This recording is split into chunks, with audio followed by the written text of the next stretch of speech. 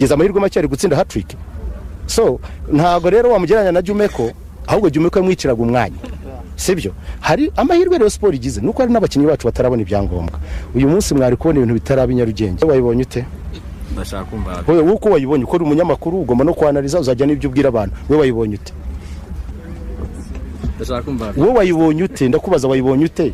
Ko ari umunyamakuru ugomba no kubwira imbaga y'abantu benshi. Wewe banyamakuru mwabibonye mute mwebwe? Ibyo mwabonye rero muzabisesengura. Cyane babwira cyihese ubuse ko umupira ubera ku karubanda bari kuri televiziyo abantu bawurebaga namwe mwari muhari ubuse ko murashaka mvuga iki.